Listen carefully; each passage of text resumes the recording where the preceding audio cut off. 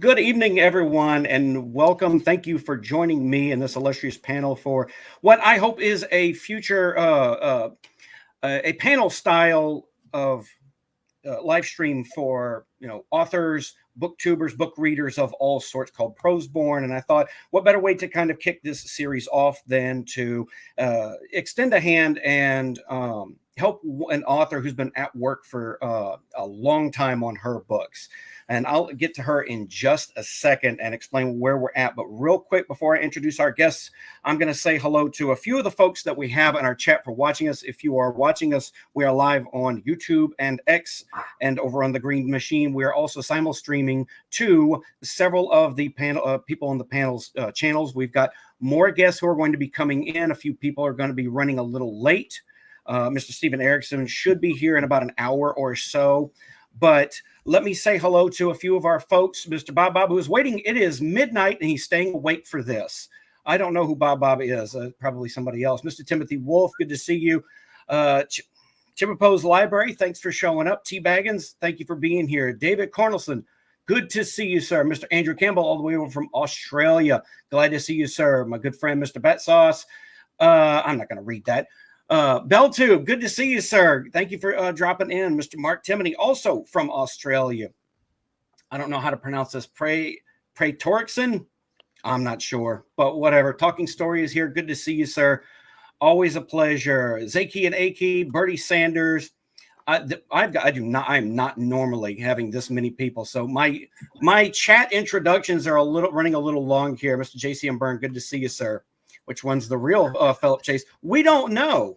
And I think that's the mystery is best left unsolved. Thank you for all joining me. I'm John A. Douglas. I'm an independently published epic fantasy author, and everyone here is new to my channel, and I'll explain what happened. Miss JANNY WURTS, who is a very well tenured epic fantasy author, is releasing, I think, does it launch today, Miss JANNY? Today. The Song of the Memories, which is the final book in her, sorry, a little jittery here. I haven't had enough coffee. The final book in your War of Light and Shadows series. And that was something that you said got started 50 years ago. And to me, that's an accomplishment that should be noted. So when she mentioned on social media that she didn't have like anything really planned for this, I kind of said, hey, why don't you just come on my channel and, we'll celebrate. And she brought all her friends with her.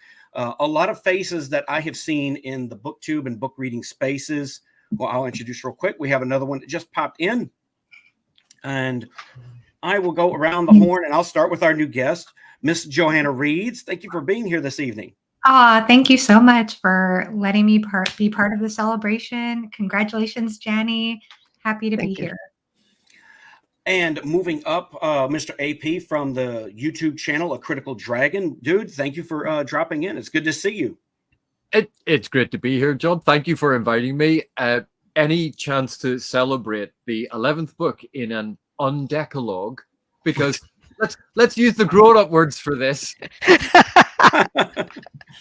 This is a fantastic achievement, particularly in the challenging publishing climb of epic fantasy at the minute, and the fact that JANNY WURTS has been writing brilliant fantasy for so long without the recognition that I think that she deserves. So thank you very much for this opportunity. Not a problem. Not a problem. Right above him is Mr. Blaze of the Under the Radar SFF podcast. And someone whose Twitter account I have seen around, but we haven't interacted too much. But thank you for being here, sir. Thank you, John, for having me. It's very nice to be here and to celebrate JANNY's the finale in her 11-book series. I remember when I first read this book, The Curse of the Mysteries, during the pandemic. I knew it was a gem. And now that it's finally getting out into the world, I'm so excited to share it with everybody and to talk about all the good stuff to come. And thank you for joining me, Mr. P.L. Stewart, who is the author of, is it The Drowned Kingdom or A Drowned Kingdom? It's the Drowned Kingdom saga. Sorry, I get those little words messed up sometimes. That's all good. Thank you so much, John, for having me. Great to be here with these esteemed guests who I consider friends, and of course to celebrate JANNY and the momentous occasion of the publication of the ultimate book in our iconic series. I am just so happy to be here and so happy for Janny. And again, just echoing the sentiments that she is an iconic author who is deserving of all recognition. So congratulations, Janny. Thank you. And a gentleman that I both admire and have long watched on the YouTube spaces. You know, looking at everybody that's here, I got to tell you, I feel outclassed on my own channel, but probably no one more so than Mr. Philip Chase, who I think you get to teach fantasy, basically. Right? Well, which one of us should answer that question? The one that's talking right now. It's John. Thank you so much for hosting this. This is very gracious of you, and I want to congratulate JANNY WURTS on this achievement. Song of the Mysteries, Book 11. This is 50 years in the making, people, and I feel so fortunate to be present for this. I am myself be starting the 6th book in the series, and AP, my nemesis, and Joanna are discussing the series with me. I feel so fortunate to be reading this beautiful series that I am convinced is going to go down as one of the greatest achievements in the fantasy genre and in literature. I'm just in awe of your writing, JANNY WURTS. So congratulations. Thank you. Thank you for being here. And lastly, but definitely not least, the lady of the hour, Miss JANNY WURTS, a fantasy author for JANNY. We were talking a little bit before the stream, but for the sake of the audience, tell us, how long have you been doing this whole epic fantasy writing thing? Well, I'll get to that in a moment. I want to say Nico will be late, and so will Steven Erickson. If he didn't get my email correcting the time, because he said he was going to be on at 5 his time, and should be actually 4. So those two will come. How did I get started? The seed idea was in 1972, and I felt I did not have the life experience or the literary ability to write this. The idea was just too big for where I was at the time. So I published 4 novels, traveled the world, and acquired the life experience to write the series. And I did not sell the first book until it was completely written in 1973 or 1993, excuse me. And I had draft at that point up to about book 7, and I had extensive notes for the rest of it. So I knew exactly what I was doing at that moment in time. So the idea was so big, I felt it required the time to develop and not just jump and throw it out there, that I would regret it if I did. So that is why it's been 50 years in the making. And we all know that the climate to do a huge series over that span of time, publishing changes came faster and faster and faster. The world is very different now than it was when this idea was conceived. And that can become a challenge. So I wanted to gather my friends here and get somewhat of a feeling of the International Conference on the Fantastic and the Arts, because we've all met each other face to face and we've all talked, and to talk about what it takes to write an epic fantasy from all angles: experience, writing experience, literary place in the literary field, place in publishing, because we have an incredible group of people here tonight, with more joining us. And unfortunately, Angie from India, she got called into the office, so she had to cancel at the last minute. I'm sorry she won't be with us to have her perspective here too. So please make this a roundtable discussion, because I want to make the experience that's in this panel tonight available to everyone, so we have more epic fantasy in the world. And that's never a bad thing in my eyes, because and that's one thing, even though I read mostly indie fantasy these days, there's still some good work that's being put out by traditional publishers. And although the trend these days, we were discussing before the stream, is it kind of trending towards romantasy. JANNY, you and I were just talking about how there's been a lot of female authors that they haven't not a lot of them have quite made their mark quite as strongly as the male authors. But like I've said, some of my favorite authors have been the female authors in the genre, just because it's such a different and unique perspective. I mean, I was talking about that video that I dropped, that 120 minutes of a tribute to Sarah Douglas, who for my money is one of the best fantasy authors out there. And so few people remember her work unless you were kind of, of a certain vintage, reading a little more old school stuff. More, new age readers haven't heard of her. And, bless her heart, rest in peace. She passed away in 2011. So some places don't even have her books now. But, I've read a number of female authors who are phenomenal and fantastic. And their work should be recognized. The list is very long. Yes. So what does it take to write an epic fantasy? Because we have authors and we have scholars on this panel tonight. It takes a lot of coffee. Works for me. I think grit is one thing that you can safely say it takes to write any book, really. To have written a book is a major accomplishment. To have worked on it, and it's really a labor of love for years and years to make it as great as you can. I don't think too many of us can wrap our minds around spending 50 years on a series of this scale, of this depth. So it's just, it's such a tremendous thing that you've done, Jenny. Really, just my hat's off to you for this. But yeah, I think grit, you must have a tremendous amount of grit to have arrived at this place today. Well, and you just completed your trilogy, so you know what it takes. And here's Paul, who's in the middle of a series, and he can certainly give us a perspective of how frustrating it can be in the middle of a series where there's still major doors to open, major bombs to land on the readers, but it isn't there yet. The proof isn't in the pudding quite yet. And so you have to live through the frustration of, what's coming, but the reviewers, the readers, the people opinionating, or the people who are just coming into it have no clue. So how does that feel? Well, I can say this much, that I echo Philip's sentiment. Two things I'd like to point out. Planning. And JANNY, you are masterful at planning, clearly, with the scope of the series that you've produced. And I've been lucky, having been on deep dives with people hosted by Angie, and you've given us tidbits, just little insights through almost the back door, into seeing the immense planning that happens behind the scenes, the hundreds and perhaps thousands of pages of notes and glossaries and family trees, and it takes a lot of planning to deliver on a series of your magnitude. And I think Philip and myself are aware that as authors, and John, of course, that it definitely takes planning.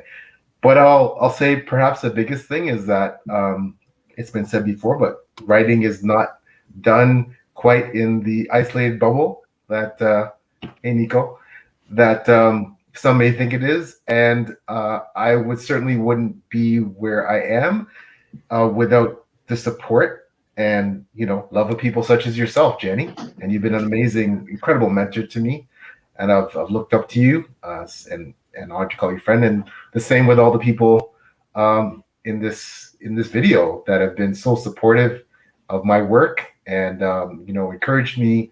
And that I think it literally takes a village to create. It does. And one of the champions at that is Blaze. Under the Radar Books specializes in bringing titles to notice that have been buried. So point out Sarah Douglas, who I've read her work, to Blaze. He will read it and he will bring notice to it. Blaze has done incredible work because he discovered Light and Shadows about when AP was announcing he was going to make a group read. And those two things made such a big ripple and such a difference to this finish today. So many people would not have found the series without you, Joanna, Blaze. So what's it like, Blaze, finding these gems, and what does it take to bring them to notice? Well, finding the gems is it's probably the hardest part, but it's also the most fun part to discover something that not a lot of people know about. And in this case, I thought it was criminal that not a lot of people knew about this work. To read it, be in awe of what you're reading. And then, but with each consecutive book, or subsequent book, I should say, Ships is probably one of my favorite books in the series, getting better and better and better, just building on what the previous book has brought to the forefront. I've never read another series like this, apart from Malazan, when Erickson comes on. But this, I love finding just hidden gems and just being able to share them, because not every new great series is going to be something that comes out now. There's stuff way back when that is just waiting to be found. And I'm so glad I was able to find it, share it. And here we are 4 years later from when I started this. It's just incredible where you come from, Jenny. No one else writes prose or stories like you do. That goes without saying. One of the things that's been fabulous is single-handedly you guys and AP and Philip and Joanna, you have changed the narrative around this series on the internet. You have done it where a prose style that was not necessarily what the going thing is. Definitely I have an original voice. You brought an appreciation of that, and it's just been contagious. And now the right readers who are seeking this kind of book are finding it. And that change in the narrative has made an enormous difference again today. So if you three have anything to say about that, and Nico, your enthusiasm has just been wild. What you've done for this series, I have no words. I think AP is very well equipped to talk about the prose. I would love to hear what he has to say. Well, if we have contributed in any way, like I'm very glad that we have, but we can't do anything if you don't have, and I hate to use terminology like this, the product to show people.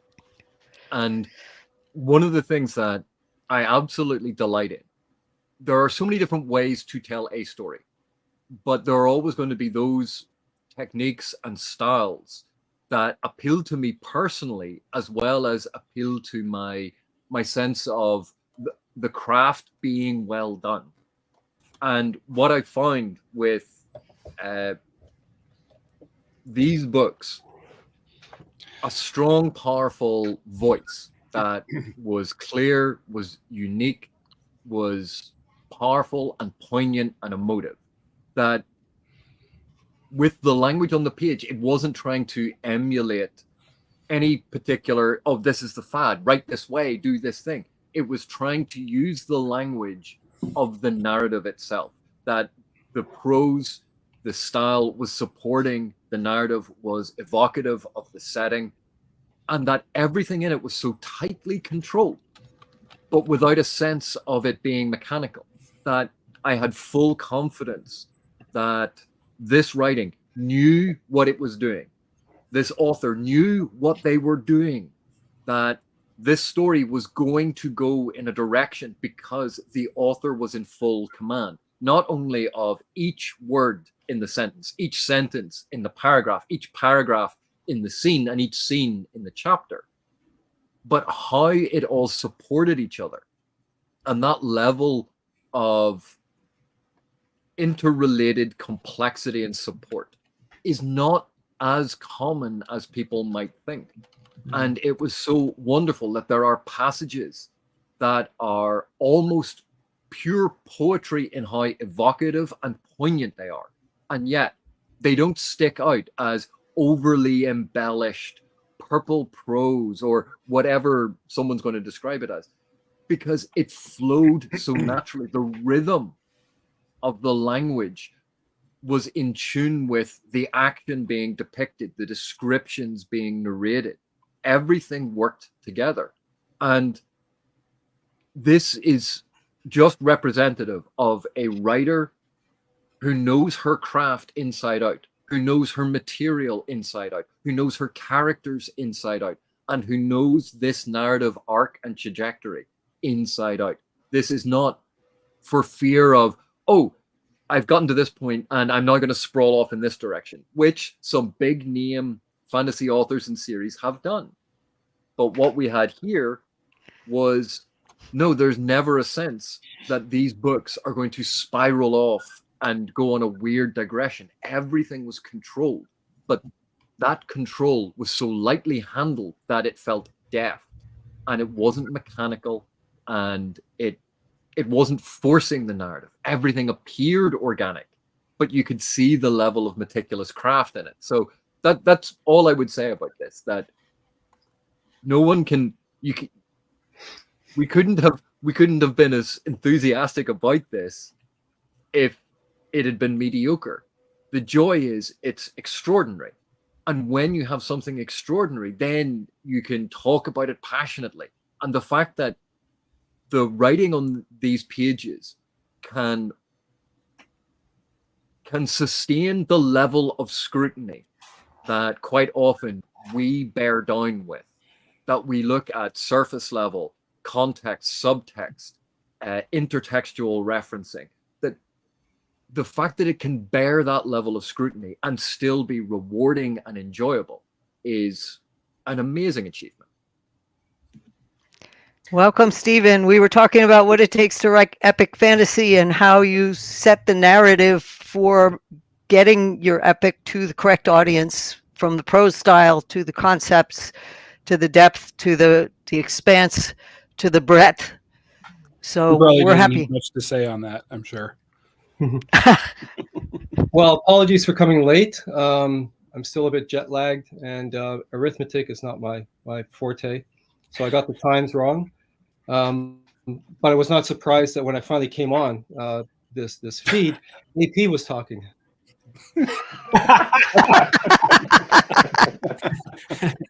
I egged him on. I have to say, Mr. Stephen Erickson, first of all, thank you for joining us this evening. But if you got $1 every time a booktuber even said the word Malazan, you'd be a multi-millionaire. Well, sure, if you count all the negatives, yeah.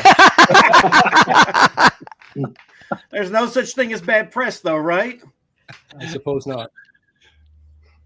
Well, we can always talk about your magnum opus, Willful Child, instead.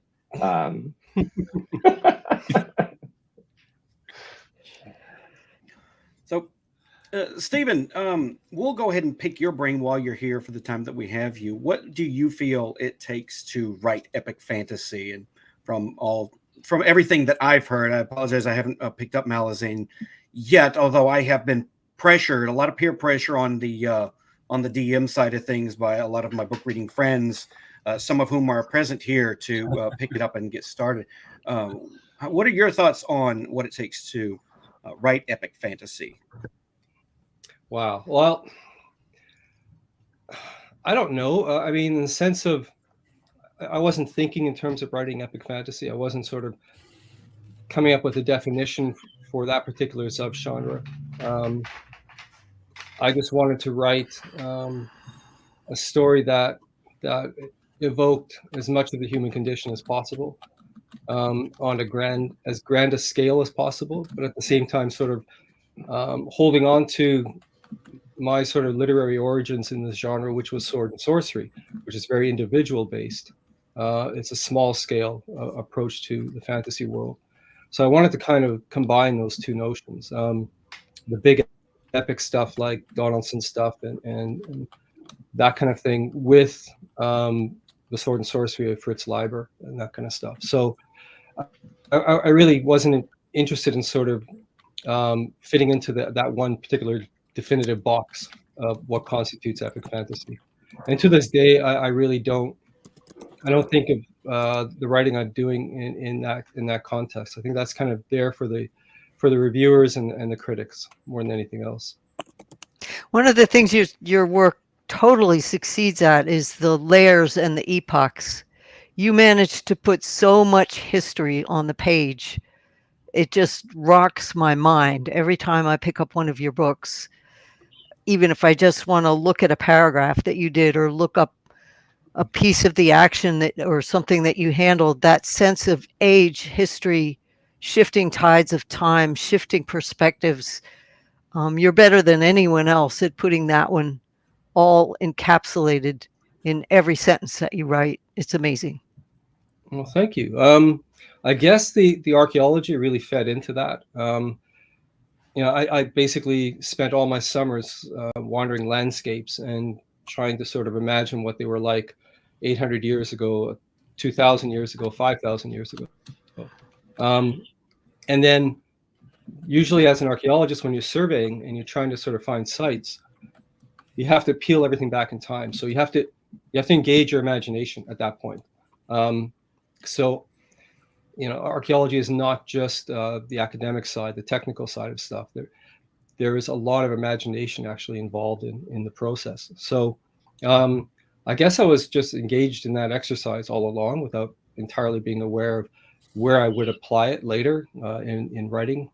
So that may be one of the reasons for that kind of sense of deep time, because everywhere I go, I see it, right? Especially I've just come back from Europe, and that sense of deep time is just present everywhere. And it's for me, it's impossible to escape seeing it. Well, you certainly bring an organic sense of it being under the skin when you write, and it's one of the delights. It's truly one of the delights. Joanna, what do you have to say? Well, again, it's just an honor to be here. I don't know that there's much more I can add to what AP said earlier about your prose. It's just been such a delight to talk about your books. I've had so much fun talking with both AP and Philip. And the words that always come to mind whenever I think about your series, Janny, is the word prismatic and kaleidoscopic, because there are so many different ways of looking at your stories, so many different angles. And I think we have a lot of fun, the three of us, looking at the book in different ways. AP comes from obviously a richer background in literature, as does Philip, than I do. One thing that comes up for me a lot is I used to study opera, and that was actually my passion for many years. I used to get together with a group of friends every weekend and we'd watch an opera DVD together and analyze the singers, or I'd be in voice lessons and sometimes I wouldn't sing and my teacher and I would just talk about what the lyrics were doing and what the accompaniment was doing and all the different layers with that. And I feel like it's kind of similar to analyzing literature and subtext in a way. And that's how I feel when I'm reading Wars of Light and Shadow. I feel like there is no other series in my mind that would be better adapted for opera. And opera is an art that not everybody gets, and they don't get it right away either. I remember the first time I listened to opera, I wasn't sure I really liked it that much. And my husband has told me, you don't want to know what those voices sound like to my ears. But once I started to really take my time with opera and really understand it, and take, that's what your books require. They require a certain mindfulness, a certain slowing down, as you've mentioned. Once you really take it in, there's something that's so beautiful that opens up before you. And I think that that's the power of your writing. It's so picturesque, it's so colorful and vivid. You bring forth color and light and shadow in your words, and they evoke so much imagery and so much drama that for me, it's that rich experience. So when I'm listening to opera, there's a rich sense of beauty that I just don't get. I love other styles of music. I even enjoy pop now and then. I listen to other styles, but when I'm listening to opera, there's this depth that I don't get from any other genre. And so I feel like your books, like when I say that they could be adapted for opera, I mean that as the highest compliment possible. So that's what I'll Well, add. it's really cool that you're bringing a musical background to it, because I love music and there is a musical beat to the prose itself.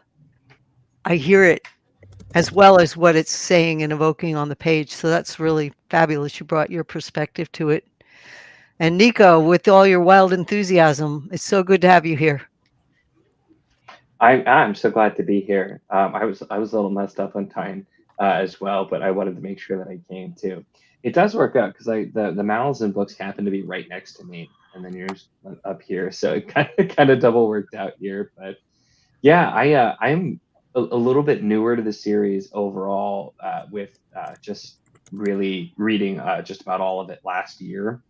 I randomly came across an old copy of a bind up of Cycle of Fire at a used bookstore, and I saw it and I'm like, okay, that looks awesome. I'm picking this up. And that was how I first found your stuff. And I read it and I'm like, I got to chapter 9 and it blew my mind a little bit because I wasn't expecting that at all. If you know, you know. Um, and and then I'm like, oh, this is really good. I start talking about it. I hadn't heard a lot of people, and then people were like, oh, you think that's good? Just wait until you try Words of Light and Shadow. And I see, oh, it's this really big, long, epic fantasy series, and so I know I'm gonna have to start it. And the first book, which I just started my first reread with the wonderful audio, which is out now, by the way. And I'm just going back, and it presents like it's such this classic fantasy thing you've kind of seen, and then as you get in, it just gets so much deeper and more complex and subverts every trope you can think of. And it's just, for me, the thing that excites me the most is I love a world that I can really dig into, and I'm so world building focused. So this was just a series that I really just felt completely ensconced in, and just was able to just dive in so deep. And I'll just ditto everything AP said about the prose, because he definitely said a lot better than I could say it. But just everything about it, it's like such a happy place going in and reading. And Ships and Merrier to bind up is where I just really fell in love, and I never looked back. I ended up binging a lot of it, and the last book, for those who have not read it yet, is just so good. Everything you want and more, and things you didn't even know you wanted. It's just so good, so worth it, and I can't wait for you all to be able to read it. But I as of last month, I finished reading every single book that you've written, Janny, besides Empire, which doesn't count because it's not solo. I'm gonna still read it, but I've read all of your solo work now at this point too, and just I've enjoyed all of it. And that is something too. I think with Malazan being such an expansive world is also tied together too. It's something that just excites me when there's a lot of world building there. And you two also world build very differently in a lot of ways, I think, and it had a really different approach. And so that's always something that I'm just fascinated with. And from talking to Janny, and Stephen Erickson, I haven't had the pleasure of talking to you before this too, but I've definitely seen lots of videos with you too. So that's always something that just fascinates me with the approach to world building too. So if any of you guys have any additional thoughts on that, I would love to hear them. We have some writers here writing epic fantasy that take it to another level in some ways. Stephen and Philip, and certainly Wars of Light and Shadow, not only the epic moment where there's that wrenching change where societies collide and things come out the other end different, but the whole concept of compassion, the whole lifting it to a spiritual level, the whole angle of view, looking at more than just the physical events on the page, and the splitting of consciousness and the putting it back together again, and so I was really pleased that Philip is here and that Stephen is here, because there's no more fitting writers to be here for War of Light and Shadows, and Paul too, because I don't know where your series is going yet. You're at that half point where it could go anywhere. So if anyone has anything to say about that, because a lot of the great epic fantasy that's out there, I mean, certainly Donaldson delves very, very deep. Certainly Tolkien did a monumental work, but I feel like you guys are coming at it from an angle that's one step further than many authors dare to tread. I think it was Chibipo, who is in the chat right now, who came up with the phrase transcendental fantasy as applied to Wars of Light and Shadow.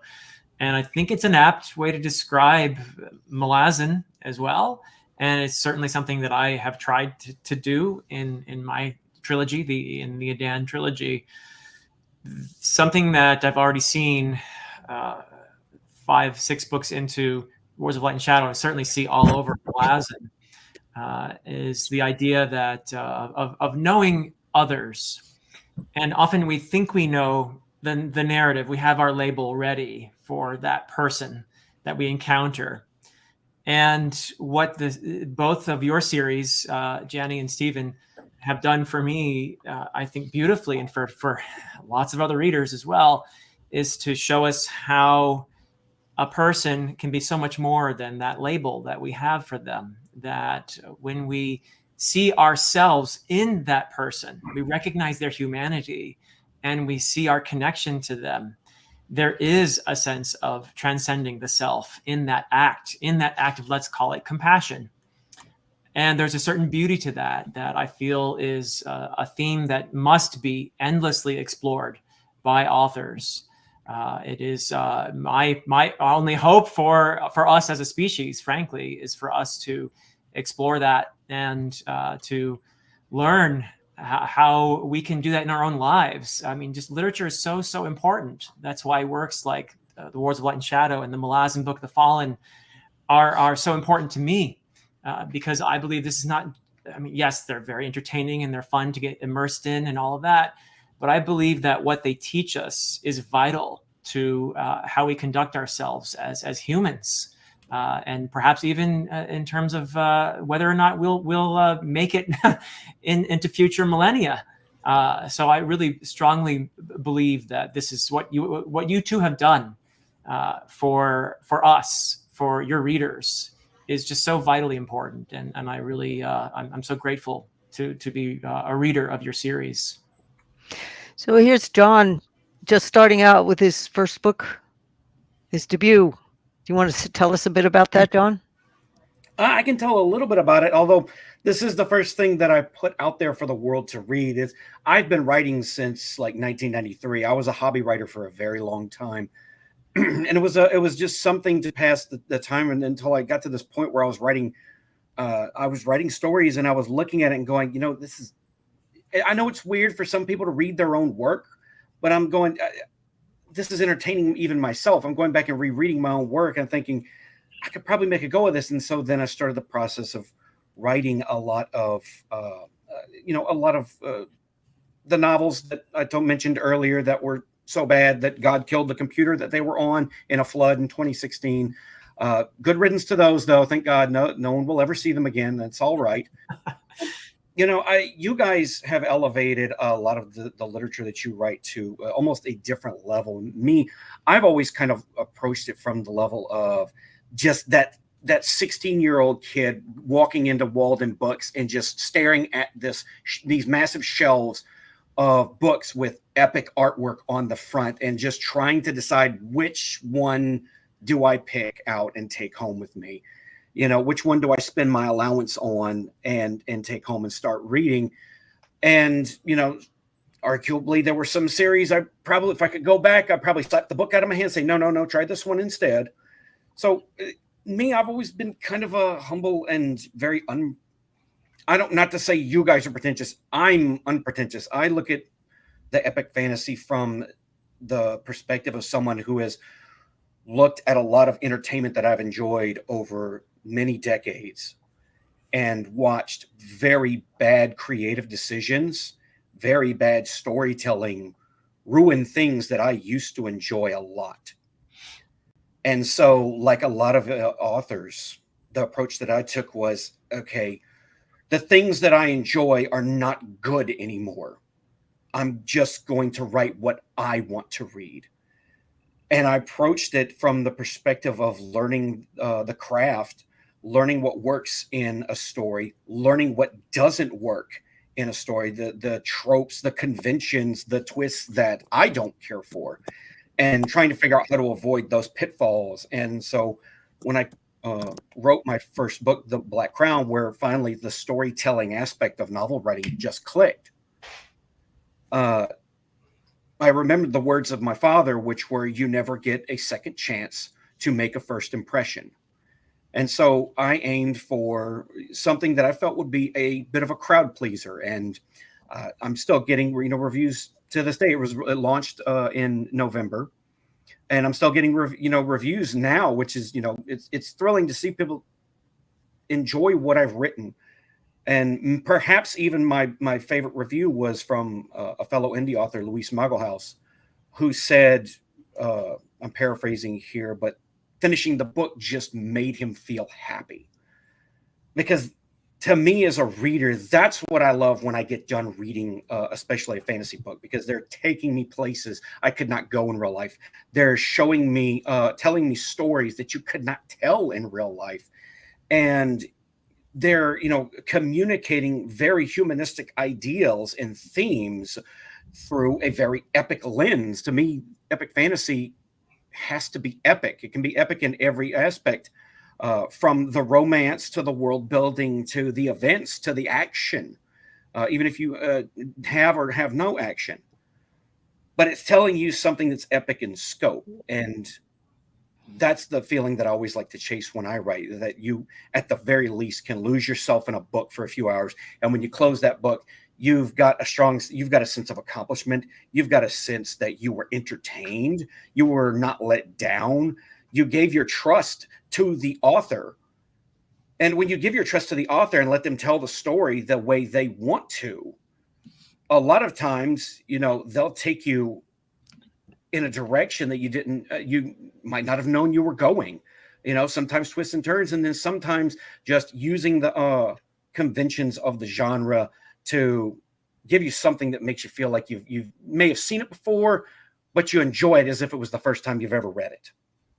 You blew my mind, Stephen, when you said you started out mixing Fafford and the Mouser with something like Donaldson. It's like I never knew that was sort of your beginning. So a small seed can make a very big story. I think so. And I mean, one of the things I just wanted to mention is it's so gratifying to see that you're getting great attention, Janny. You and I sat and talked at ICFA a few times, and most of what we were discussing was kind of the author's position in the creating of these things, and how that in itself was transformative. And if anyone else sort of comes on board and reads our stuff and is in some way changed in terms of their outlet, their outlook, that is the reward that we're seeking. So I don't know if I was going anywhere with that, but it's so cool to see that there's so much discussion on BookTube regarding your work. It's long overdue. Well, the people here today were instrumental in making that happen, and that's part of why they're here. Absolutely awesome. So I'm really privileged to have such a lineup. Don't be quiet, you guys. Bust in and say what you want to say. I will give a big thanks to one of Hale the Lore, who is one of my mods. Dropped all of your links in the chat. Thank you, Hale, for that selfless bit of work. The mods are always appreciated, but he works overtime to get those out there. I have a few questions that I held over if anyone wants to, feels like answering a few. Fire away. Mr. Andrew Campbell, who is a aspiring indie author over in Australia, asked this every stream I'm in with another author: where do you get your ideals?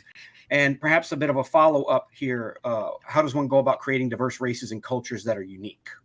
So maybe we could curtail both of those in the same one. What about you, Janny? Well, I like Harlan Ellison's response to that idea. He buys a 6-pack of ideas from Poughkeepsie. Because honestly, ideas are plentiful. Ideas that are worth making a story out of are rare. I agree. Mr. Stephen, what about you, sir? Ideas? Turn that off. I pulled the chain there. I don't know where ideas come from. I mean, we all have, at least as far as I understand it, we have internal narratives everywhere we go. We all have that voice in our head that never shuts up. And I tend to make, everybody's agreeing? Yeah, okay. I tend to make use of that. I tend to exploit it. If it's not going to shut up, then tell me a good story. And so that's where, as I'm walking around, I start assembling what could be an interesting story. And so I let that internal narrative basically create something. And then at some point, I'll step back and think, well, is that actually worth pursuing in terms of putting words on the page? And more often than not, it's not. But it fills the time in the meantime. But occasionally, yeah, it's an idea worth pursuing, and then I just let it haunt me for as long as possible until I'm ready to write. All right. Philip, what about you, sir? Oh my goodness. Well, first, I think ideas come from this soup of stories that I've consumed for my entire life, and going all over the place. You know, everybody here knows I like Beowulf. I had to say Beowulf at least once. But thank you. Let me scratch that off my bingo card. Oh, I got the F-bomb. Wow. Oh, no. Beowulf. We knew it was coming. But yeah, no, in all seriousness, I think the ideas can emerge either consciously or unconsciously as a result of all the stories that we've encountered and that we've interacted with. And yes, I'm a planner when I write, and I have all kinds of things out on the paper, but sometimes it feels like the story just tells you what to do. Sometimes a character in the story just grabs you by the shirt and says, you didn't know, you thought you were going to do that, but no, you have to go here now. And you have to follow that. And I don't know if anyone can explain exactly what's going on when that happens, but there's something about the creative process that brings that about. And I'm sure that anyone here who's done anything creative you're in this space, this free flowing, wonderful space where it's just coming out of you, and you have to follow that. Some of the I think some of the best stuff that I've written has been a result of that creative process that happens when you're in that flow. Absolutely, I think. I don't. PL, have you? I'm sure you've experienced stuff like that when you've been writing as well. Yeah, absolutely. I think ideas come from all around us. I think that ideas come from. It's almost it's a symbiotic relationship whereby I could look at Jenny's painting, and it may not be about her series. And Dawn, obviously, both of them brilliant artists, and that may inspire an idea. I can read your book, Philip, or read Stephen's book, and it may give me an idea. I may decide to take an element in a different direction, but yet the seeds came from something that I read in one of your books.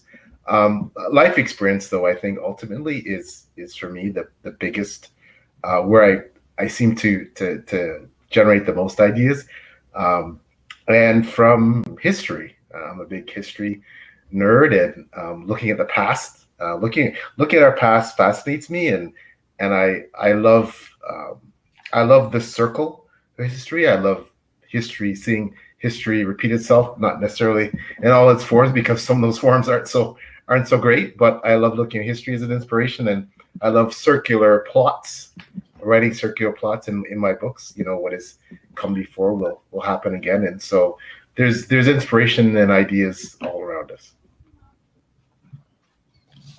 All right, I will ask this next question from Mr. E.L. Montague. I think this is a really good question. Have you ever found that your readers get a very different message from your work than you got while creating? But hold on, before I go to this, Janny, for this question, I should probably answer the question myself. From the last one, where do I get my? Andrew's heard this before, but I like I explained to Janny a little before, I probably grew up in the day and age when autism was not a thing. So I probably had high functioning autism, and I had a lot of troubles paying attention in school. And I had an overactive imagination that did not stop, and to this day does not stop. So being a hobby writer and having all these unfiltered ideas, the question then became how do I take what I'm daydreaming up, a scene, a character, a concept, and attaching an interesting story and a compelling narrative to it. But moving on to EL's question, Jenny, have you ever found that your readers get a very different message from your work than you got while creating it? Happens all the time, but that's part of what the magic and alchemy of a story is. You put it out there, and people bring their individual differences of opinion, of experience to those words, and it has a different meaning. And so suddenly it isn't just one story, it's two. Bring in another reader and it's three. So it's an infinite number of reflections of what that original manuscript can create. And so that I find is totally fascinating. I think we're individuals for absolutely a reason. And the reverberation of where a word can go is limitless.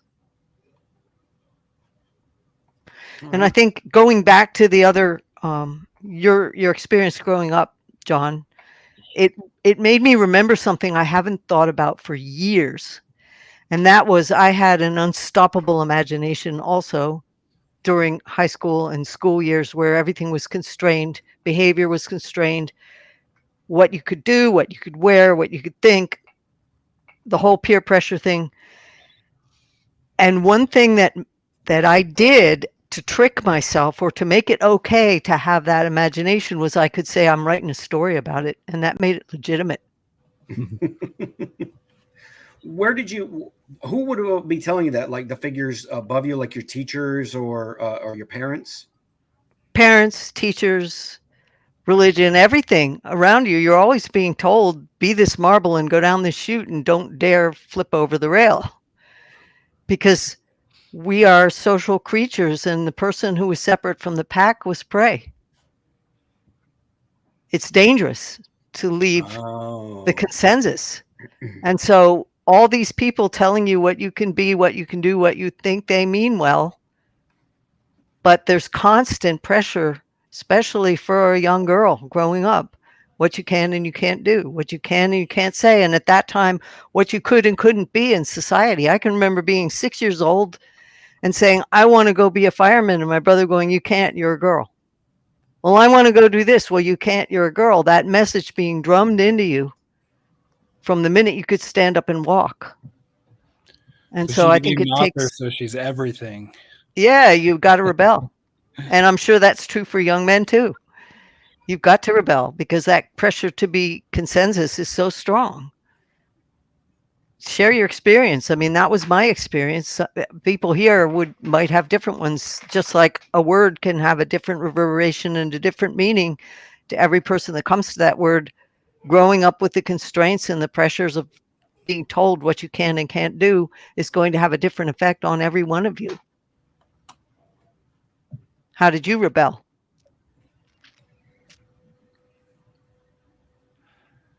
I kind of didn't.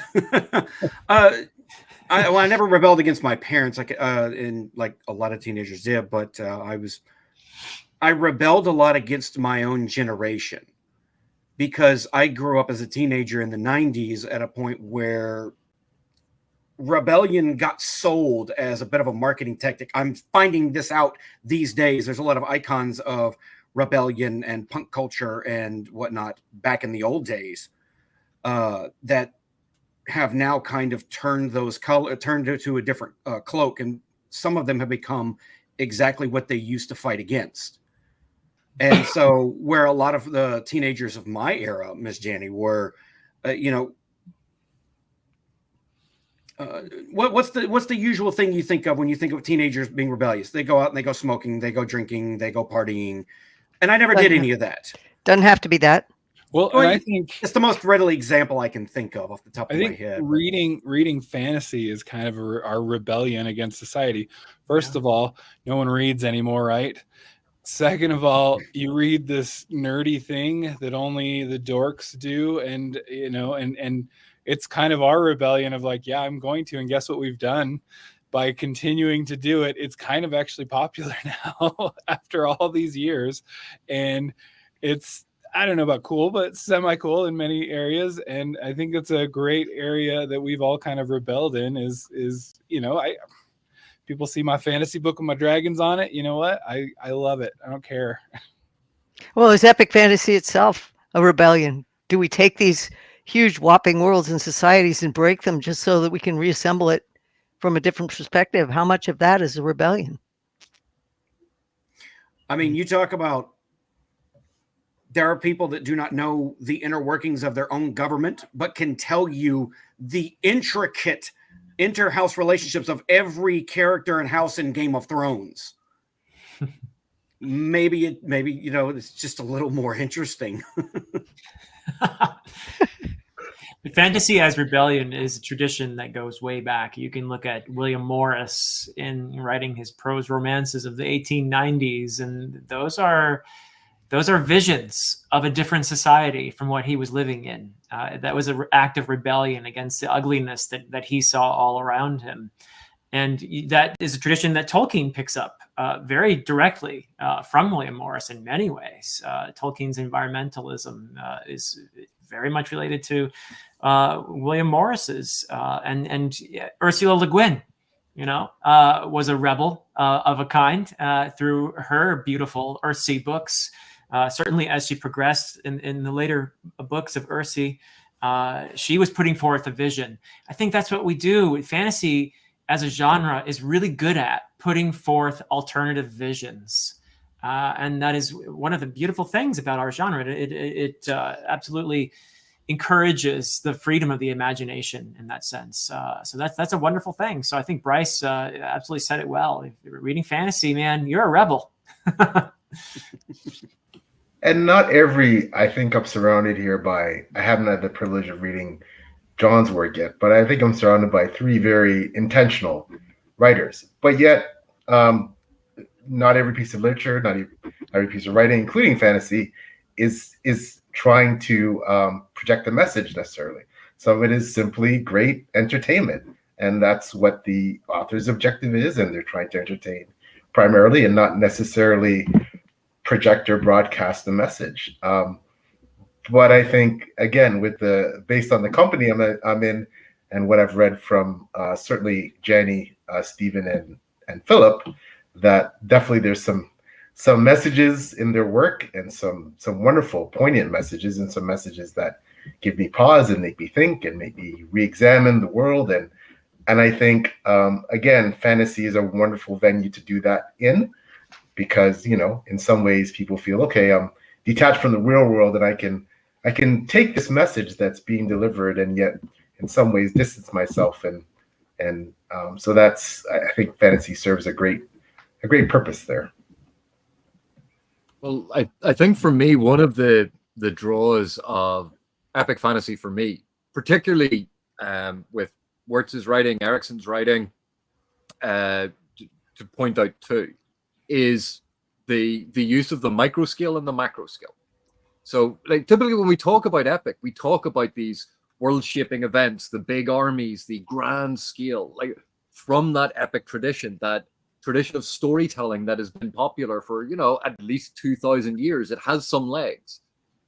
But one of the things that makes Malazan and the Wars of Light and Shadow stand out to me so much is that grand scale is evoked through the actions on the micro scale, the characters themselves, that there is an evocation of the deeply personal and the placement of someone trapped in a difficult situation, doing their best and struggling and trying to get through. And then the ramifications play out of that. And one of the reasons this speaks to me so strongly is sometimes we feel that we are powerless in this world, and that these epic fantasies, they can show what one person can do, what a small group of people can do, what a band of people can do when they come together. And we invest in those stories because every part that they play, each one is a small part, but it builds and it builds. And that moves up into this epic scale. And suddenly these small actions, the loyalty, the camaraderie, the emotion and the sacrifices these characters make, they take on meaning and resonance. And that, to me, particularly given where I grew up, that has always been a draw of this, that you can make a difference in this world. And we get surrounded by so much messaging about how you can't, you're powerless. But epic fantasy, for me, is an exploration of, no, this is confirmation. You can. These stories only happen because of the characters that are going through these things. And very few of them are the characters who go, I am the world's most powerful figure and I'm going to stride forth and solve all of these issues with my sword. Because those are not the stories that we remember. Those stories fall away. The ones we remember where we find these human characters, these flawed characters, these people who are making the best of what is in front of them. And we follow them on their trials and tribulations. And that just speaks to me. So it's one of the reasons why epic fantasy as a subgenre just is one of my favorites. It's why I love it so much. Yeah, just to expand on what you were saying, AP, too, I think part of what comes to my mind, too, is expanding your worldview. So going from the micro to the macro, um, not just rebelling against what is, but realizing there's more to what is.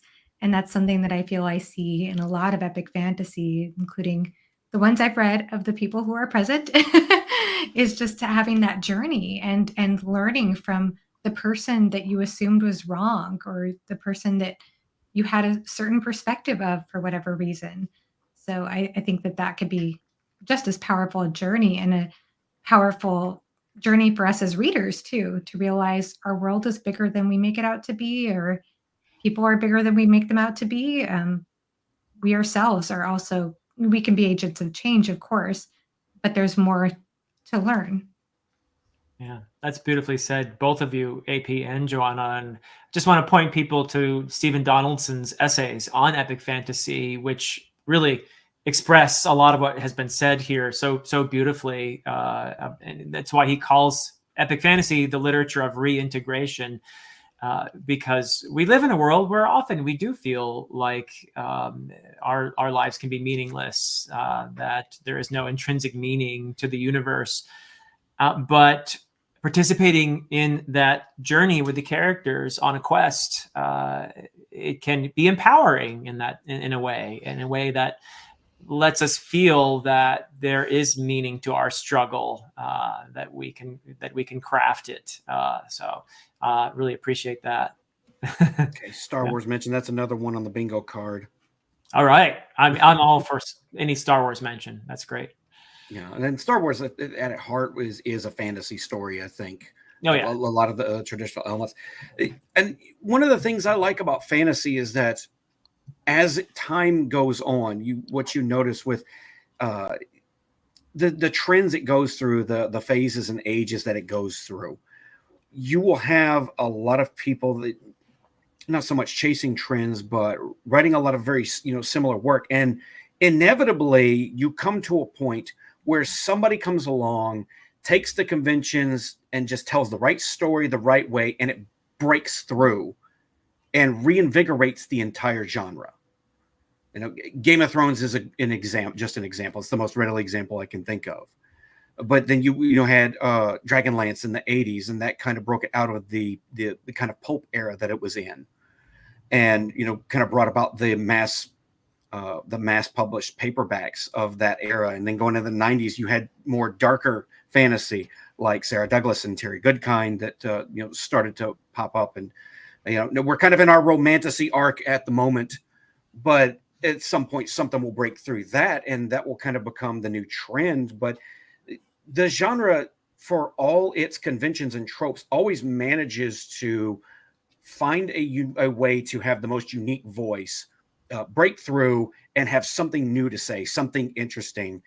And I think that is one of the reasons it's so long lived, is that it keeps telling interesting stories, and it keeps doing something unique and interesting and new. John, you're scaring me. What are we going to have with the reader who starts with romantasy and then strikes to write Erickson? Just as Fafford and the Mouser stepped into, Donaldson stepped into, you're scaring me. How are we going to blend this new thing that's coming barreling in? What's that going to make? It's going to wobble everything for a while.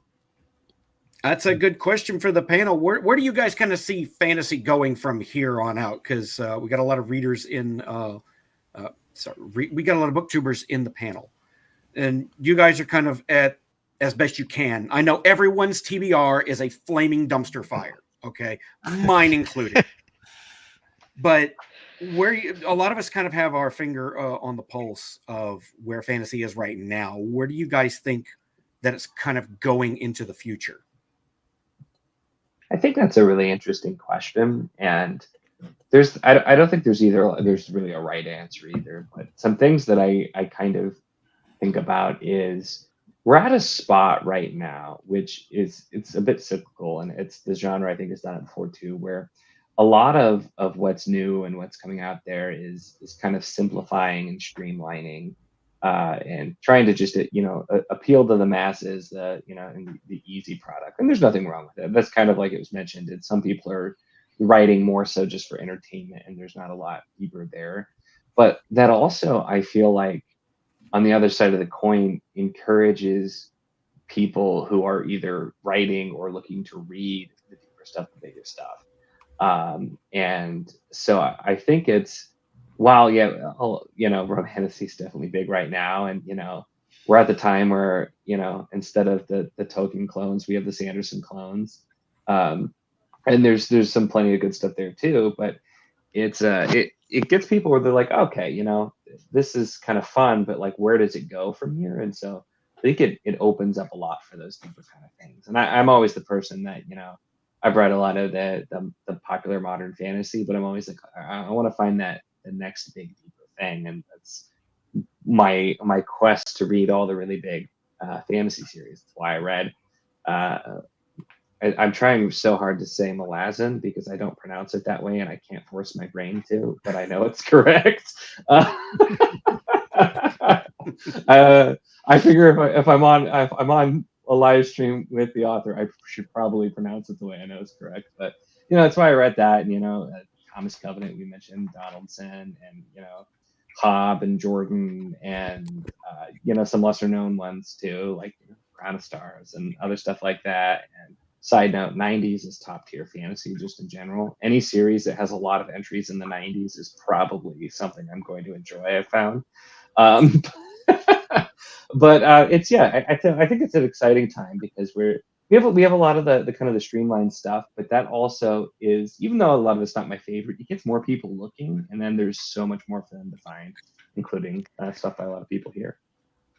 My feeling is that often the best stuff that happens in the genre happens because it's niche.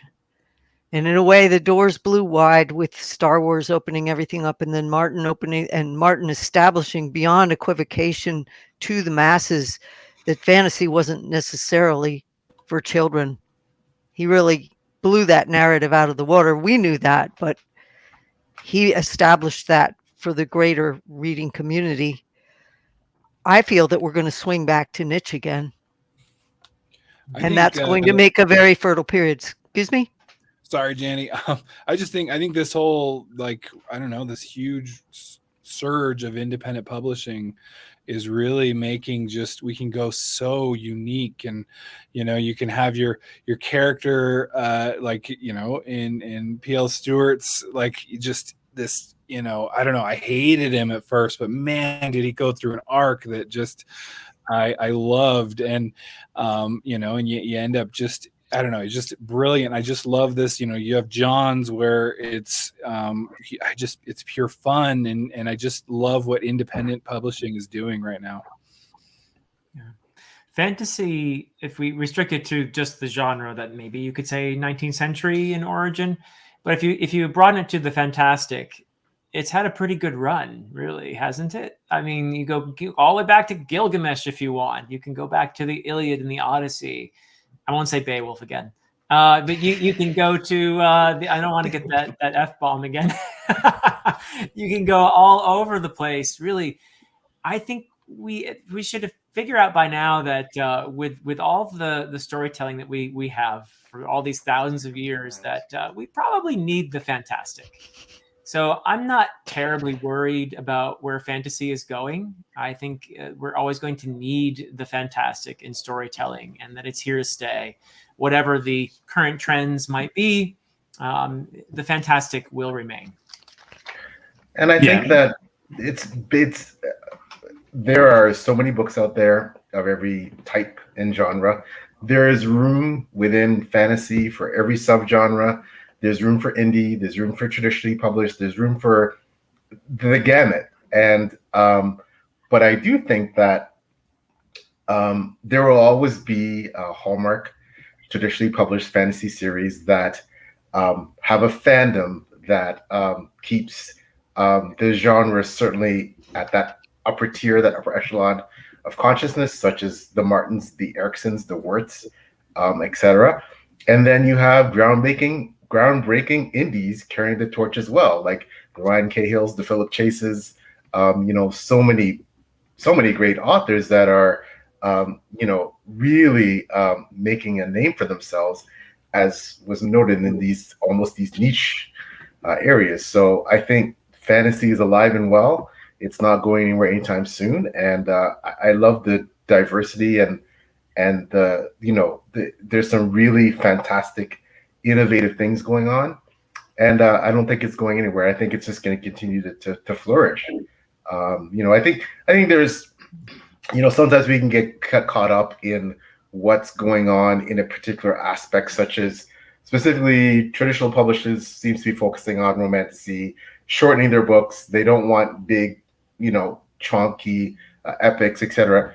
But that trend, as I think somebody mentioned, that will change and pass, and it will revert back to, potentially how it was before, and we'll see all kinds of different trends. But I think the genre is alive and well.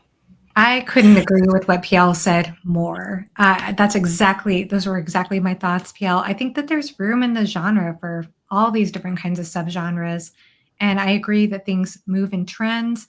And yes, I mean, publishing, I imagine they're doing what they think sells, right? But I think that there's still hope for niche genres or niche ideas in fantasy, and also just interest in epic stories. I think, as of, if you look at the popularity of the Dune movies, I think that speaks to the audience right now. And there are some really big ideas in Dune, and as portrayed in the films as well. Three-body problem, that's obviously having a day as well. So I think that the audience is still there. I think it's just a matter of what's trending at the time. But I totally agree with everything PL said. And I don't think any genre has to be against another genre or anything like that. I think there's room to enjoy all of it. And I think that there's also a misunderstanding too, because part of this that isn't helped by YouTube in some ways. I think that there's this idea that people who read romantasy only read romantasy. People who read Malazan and Wars of Light and Shadow only read epic fantasy. And I tend to be somebody who prefers epic fantasy, and I have not read any romantasy on my channel that I know of, that I could think of. But I know of a lot of people who read all of it. So I think it's important to understand that, there's room in fantasy for all types of fantasy. Well, I really regards to- enjoy the fact that we're watching some books come around that sort of had fallen off. I mean, everybody is reading Dune right now. Everybody's massively into Shogun right now. Everybody is digging up books. Lonesome Dove is passing the rounds, and I thought, gee, these are books I read. We're talking about way just back. what Mike has Yeah. read, by the way. Like, Yeah, but then you get a book which is absolutely going to tear the cloth of everything. When Stephen wrote Rejoice, a Knife to the Heart. I mean, talk about ripping ideas into bitty little shreds and flinging them into your face and saying, look at this, because our society tends to repress aggression and think it's bad, and removing that and what would happen and how the whole house of cards would come down. It's just, I love a concept book like that. And I love to read all kinds of things. I have read a few romantasies just to see what was going on. So yeah, it's a big tent. There's room for all of it. I want to hear Blaze's answer, because I notice he keeps trying to respond. Thanks, John. No worries at all.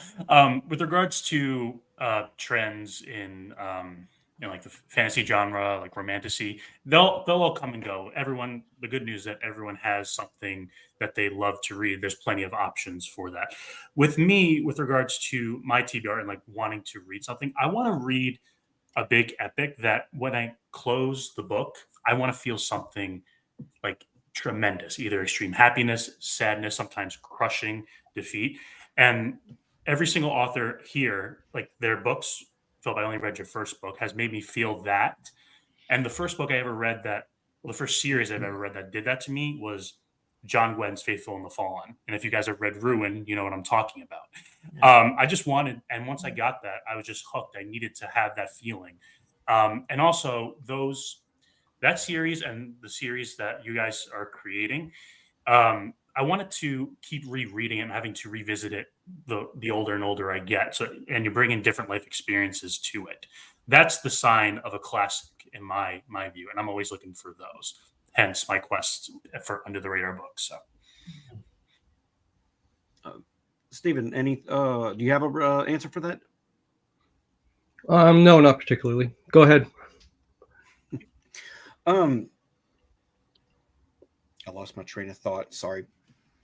I'll go ahead and get to another question from one of the other ones that I've got over here. JCM Burm. Ask Jenny, what's next? Start another Unda college. No. Can someone read that big No. word for me? No, I wouldn't survive it. I mean, it was a war to get this thing continuously produced. It will be one-offs. It might be some thriller type stuff. It might be. I will dip into this universe again because there's a whole lot of untold story in the back history and the future history. But am I going to do another massive work like this? No, because things are changing too fast, and it really. I'm really proud to be here, but it took too much out of me to keep it on the level and keep it getting published and keep it with all the changes that were hitting it.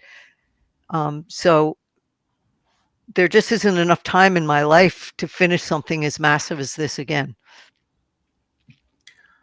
Not to say never, but yeah. It's not on the plan. It's not on the docket. I think it was a little more joking, but obviously you kind of wanted to know what might be next. So I would assume like some more one shots at least. Definitely. Okay. My good friend Richard of Iron Age Media asks for the panel, do you write short fiction? Do you have any favorite authors you follow specifically for their short fiction? Read Janny's short fiction related to the Wars of Light and Shadow. It's phenomenal. It's all phenomenal. And so that's Camelot. Yeah, there's a short fiction collection out. And Stephen, you've done some short works because I've got them little thin volumes. Well, the novellas, sure. I did recently a short story. First time in about 20 odd years.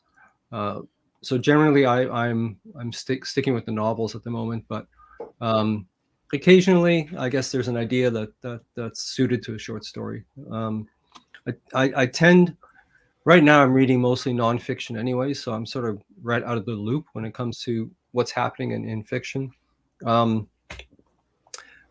But you know, it's weird. The last short story I did, it took almost as much research as a novel would. And so, you know, in terms of time investment and preparation, I'm not seeing much difference between the two. So it makes more sense for me to continue with novels. I think everyone should read Steven Erikson's Cracked Pot Trail, because there's a character there that is basically a biographical rendition of AP. Everyone very accurately, yes. Yeah, accurate portrayal of AP Canavan in Cracked Pot Trail. Everybody read it. You will know AP through and through. Any similarity between the literary critic in a Cracked Pot Trail called Apto Canavalian, any similarity between that character and me is clearly coincidental. I'm going up to the loft to get my copy immediately after this ends. I've got my copy right behind me. I was like, I've got my copy of Goats of Glory right here. Oh, wow. That goes back a way. I do want to give a shout out to Alice Munro, because we just lost her. And she is a brilliant short story writer, not fantasy, but fellow Canadian, I think, Stephen. She just passed away recently. I basically, I guess, cut my teeth reading her stuff. Yeah, phenomenal. Cyclical stuff. So everything was, they were short stories, but they were all related to each other. Relating to the community that she was in. Yeah, great writer. Okay. I have found that short fiction, from my perspective, is a very different beast. And the writer brain always makes me want to write more and more, and I have to parse it back. So it's a very different writing muscle than novel writing.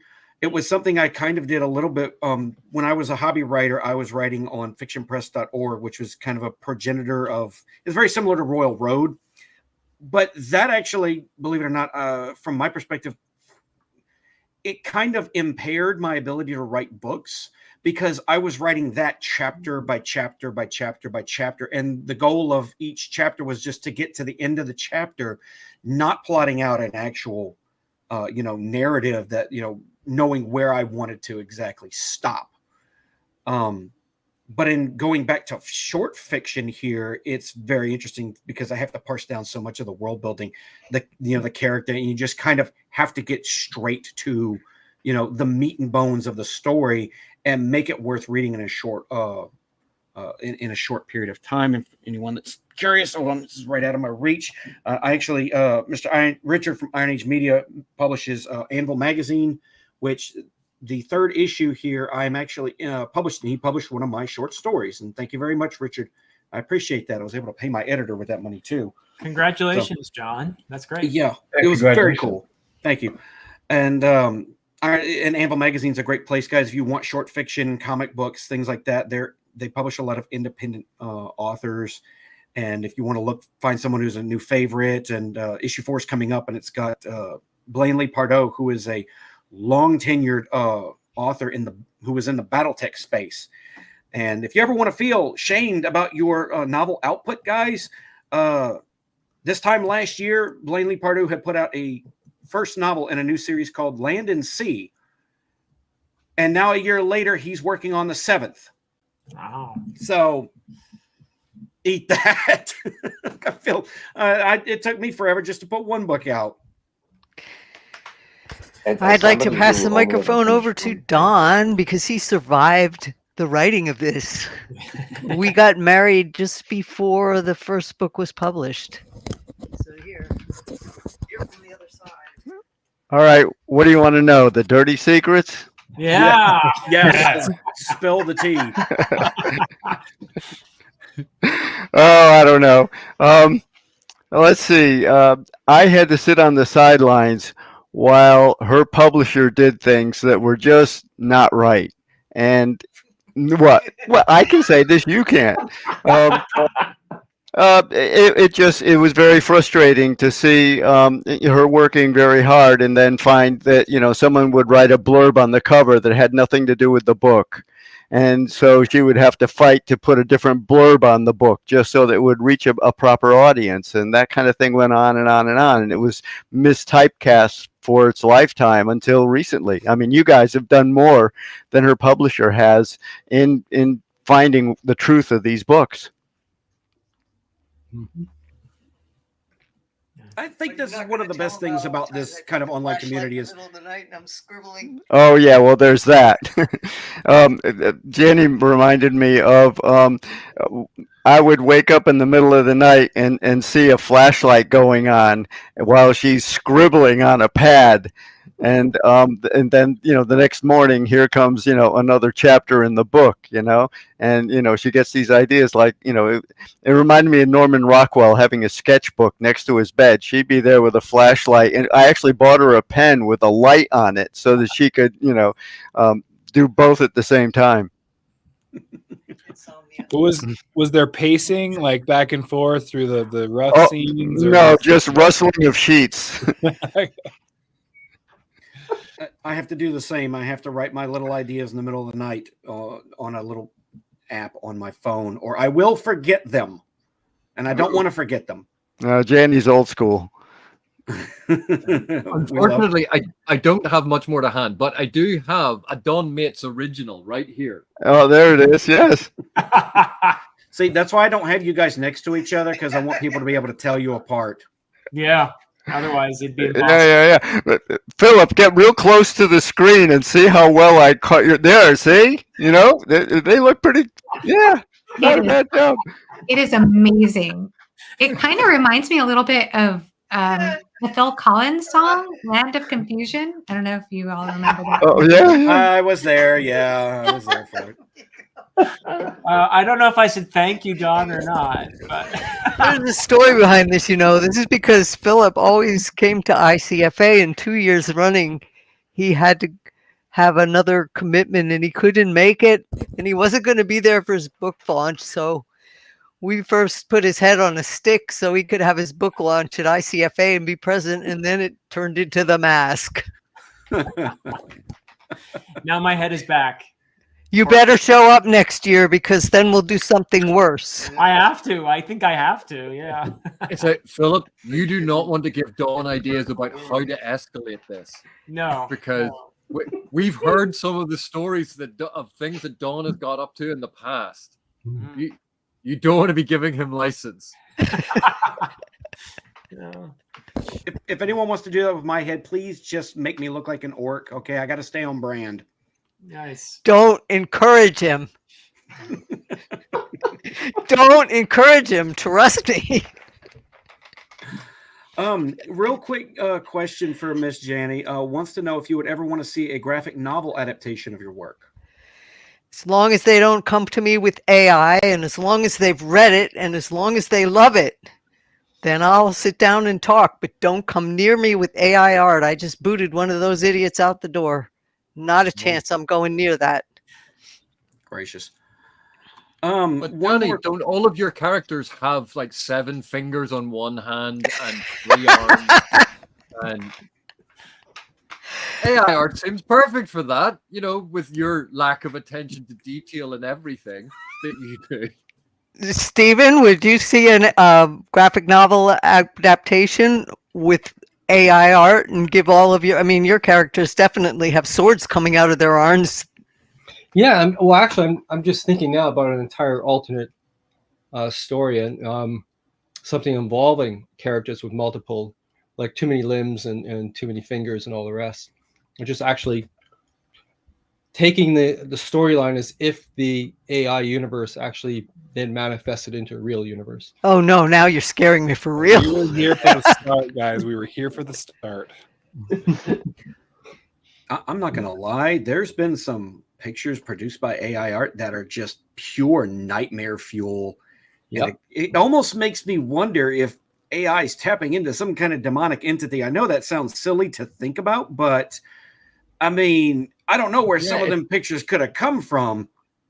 But besides John, a demonic it learned entity. off the internet. There's your demonic entity. It Exactly. learned off the internet. That's a good point. Did you see that article today about somebody asking how to clean their washing machine, and it told them to mix up chlorine with vinegar, and that makes chlorine gas. You're gonna kill people doing this. My son, who's 17, showed me a article that he found where AI told somebody that, yes, it is okay to leave dogs in hot cars. So Yeah, I'm not so- going to be asking for advice from AI anytime soon. No, I don't want to encourage them. But yeah, that's scary, Stephen. That's going to make, if you write that. For the sake of YouTube, I must clarify. For the sake of humanity, do it now. Do not leave your dogs in a hot car. It is not safe. Disclaimer. Another question for the authors on the panel from a fellow indie author, Mr. J.R. Carroll, wants to know what makes a book epic: size, high fantasy, or the story itself? Stephen, can we start with you? Yes. I don't know. All of the above, I guess. I don't know. Like I said, it's not. I'm kind of sort of floundering on the notion of epic fantasy. I don't know. I can quote you. Remember, Okay. we sat on that panel at ICFA and they asked what was epic fantasy, and you very correctly answered it was that moment when society collides with itself and breaks, and the epic bridges the change. Wow, did I say that? You said that. Brilliant. Okay. Having you quoted, because Tori and I did a discussion on epic fantasy, and I know, Janny, you had this incredible definition in the chat. Well, it was inspired by that, and I had something else to say. And the funny thing is, I responded to one of your essays on our fantasy, and I've forgotten what it was because you said, "Oh, you nutshelled that. You killed the whole panel," and I forgot what that was. So it isn't. It was grimdark. Was it grimdark? It was grimdark. So what was it? I have no idea. I just remember the panel was grimdark. Oh no, it was epic fantasy. Anyway, Stephen did a wonderful essay on the subject on our fantasy. It's probably archived, and there were people responding to that. But yeah, so you put it in a nutshell pretty well. Yeah, like I say, I'm very, very jet lagged. So I think maybe 1/3 of my brain is at work at the moment. So Well, we're lucky to have you here. We'll take you jet lagged.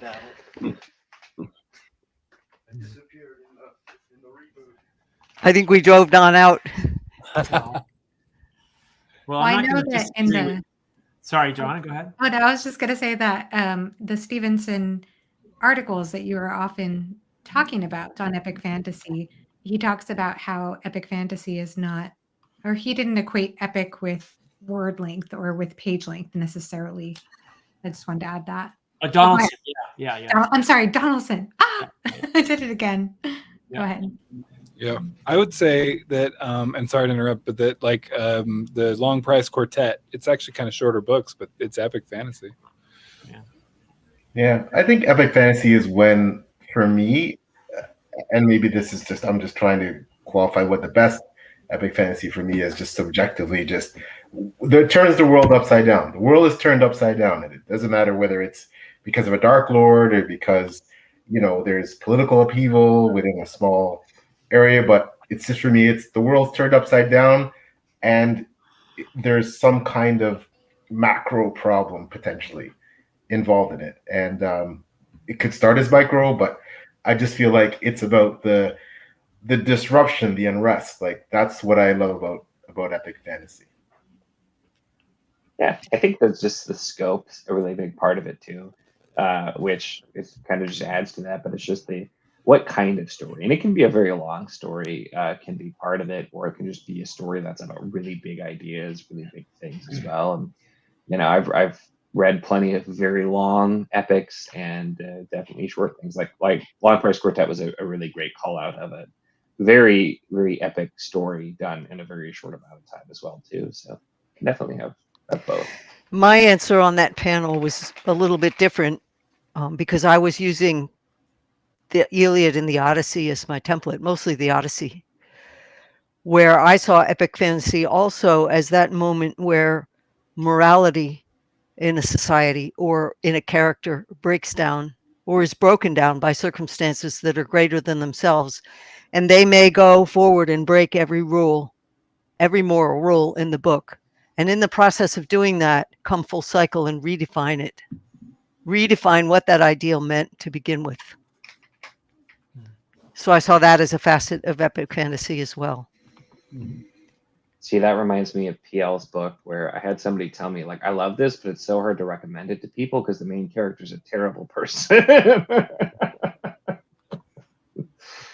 I guess there could be many definitions. I kind of go back to what AP was saying earlier in the panel about the micro and the macro. I always equate that in my mind with epic fantasy. And I know that Donaldson talked in his essay about an epic being about, especially the original epics, confronting some of the most important questions in mankind. So I think that speaks to the themes being very broad and far-reaching for humanity, where we're going, what it means for us, and that could be explored again in grand scale macro way, but also in a micro way. So I think it can go both ways, but I think it has to have both in order for it to be epic in my mind. Just to piggyback off that, I think a lot of readers think of like epic fantasy nowadays is like massive in scope and massive in like the story, like across several continents. But when the earliest epic fantasies I've read was very condensed and very micro. Assassin's Apprentice, and over the course of the Farseer trilogy, you see how big the world is. But at the heart of it is just Fitz Chivalry Farseer, a bastard trying to make his way in the world, and no one thinks he can do anything. He's an outcast, and following his story and the emotional connections you have towards him, and everyone surrounding him. That's in the building of that over the entire series. That's what made it epic for me. And of course, it gets much bigger, but it's the personal relationships and how they grow that defines like an epic fantasy for me. I will say, when it comes to fantasy, the thing I like most about fantasy is how versatile it is. You can tell so many different kinds of stories in it, and if you go back in time and look at where fantasy kind of originated from, essentially everything that broke off from it is fantasy. I'm one of them people that does not really differentiate between fantasy, science fiction, horror, romance, what have you. Westerns, because in their own way, they're all a type of fantasy. And that's one reason why when you get those genre mashup books, that they work so well together, because they're all fantasy in some kind of way. So, when you have, say, the romantasy, which is big right now, that meshes well because the romance is epic, the world building is epic. It's all fantasy in some form, and you can throw a genre bending element in there. But again, it's still fantasy by what measure you use to make the fantasy come alive in the text. It doesn't matter. Well, you could almost say at this point in time, looking at what humanity has done to itself with the internet, what is reality? I mean, we're writing fantasy, but what is reality? You look at what people are putting forth and believing right now, the diversity of what they insist is true. What is reality? I think a lot of people try and convince themselves of narratives that they don't want to believe in. And you know what? My brain didn't know where that was going, so I'm going to duck out and toss it to someone else. Guys, I've worked a lot of work in my life, and I've been under a lot of stress in my times. I drink a lot of coffee, so my brain occasionally does have hiccups like that. I started going somewhere, and then I found that the road itself was done. And I've always maintained I'm a better writer than a speaker because I can actually think about what I want to write. I don't always think about what I say. Sorry. So that is officially derailed. Let me bring up a question to kind of cover for that. I apologize. Mr. T. Baggins says to the authors, what do you prioritize in world building?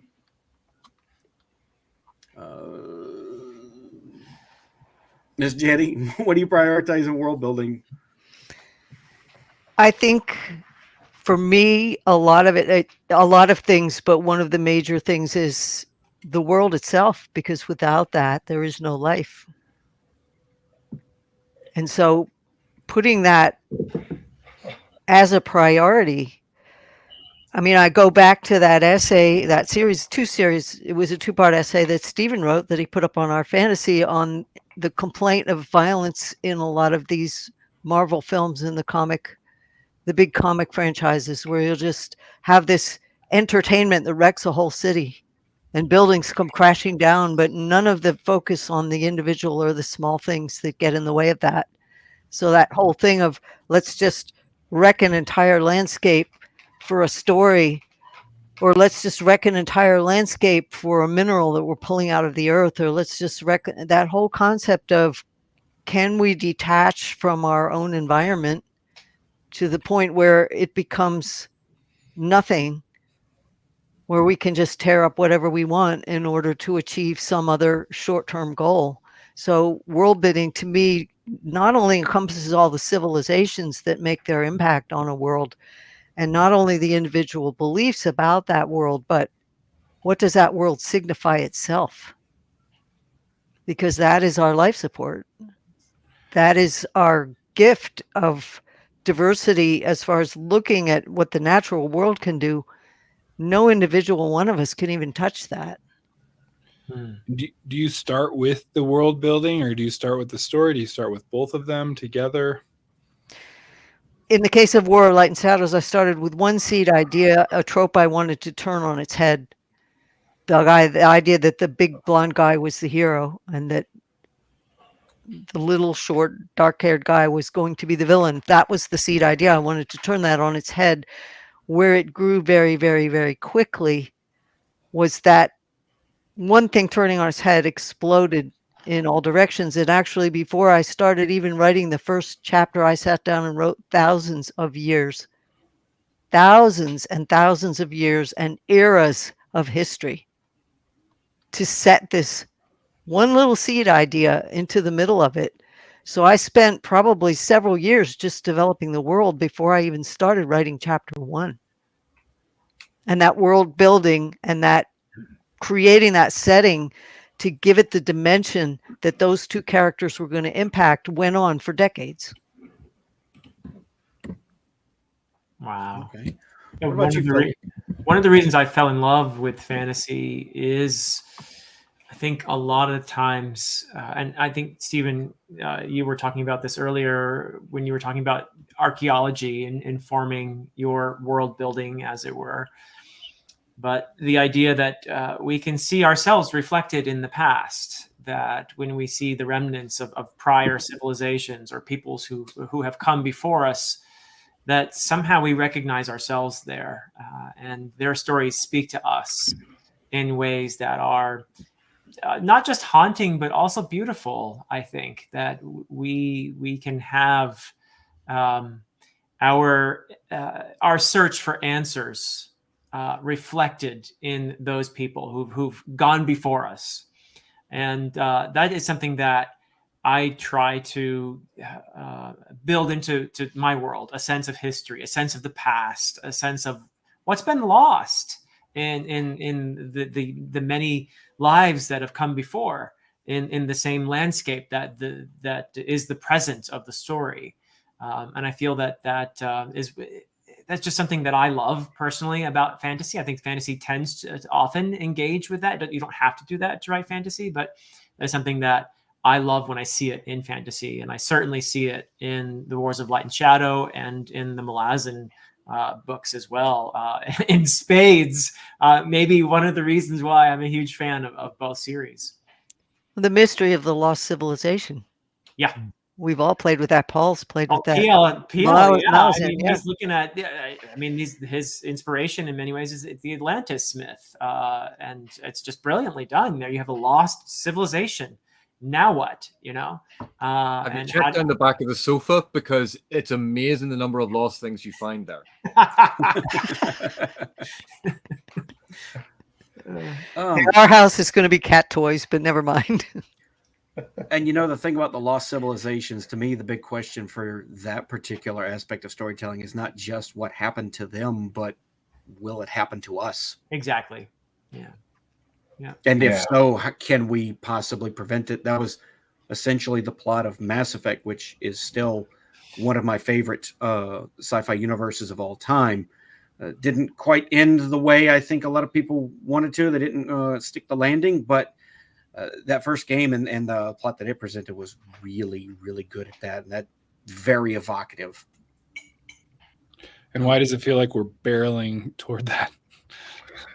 Well, that's that concept I talked about, you know, history repeating itself and circular things happening in the world. And I mean, I know for me, I certainly, I like unreliable narration, and I like things starting off small and growing exponentially from there. I like these almost like myopic, purblind views where, because that's what life is all about. Where right now I could turn on the TV and see what's happening in Afghanistan or Portugal or South America, but I'm not there, and I really don't know what's happening there.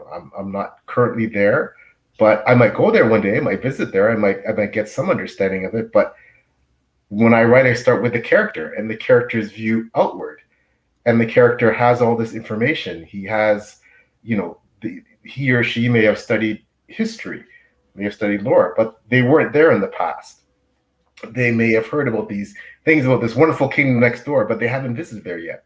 So you hear about all these things, but yet you're not present, and your viewpoint is always going to be skewed until you've had that experience. And I love those skewed perspectives where you can't necessarily trust what the person's saying. They think they know, but perhaps they don't, or maybe they do, and you're not sure. And I love that ambiguity. And I love, because that's very much how we are as human beings. And we have these perspectives, and we think we know things, and we think because we've learned or read it in a book or seen it on TV or read on the internet that's how it is. But we all start off small, micro, in our hometown, in our home province or state, in our home country. And then we travel and we see a bit of something else, and then we see a bit of something else. And that's very much also how I write. Thank you, Nico, for dropping in. He had to go, guys, and we will be wrapping up the stream in about 15 to 10 minutes or so. We've been live for 140. Yeah, about 15 minutes. just to give everyone a bit of a heads up, because I've got a hard 2-hour time limit. So I can go pick up my son from drafting school. Hopefully he did good on his test today.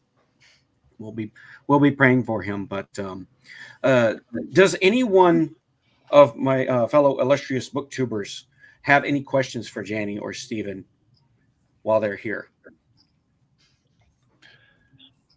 I don't really, I mean, I was just going to say congrats.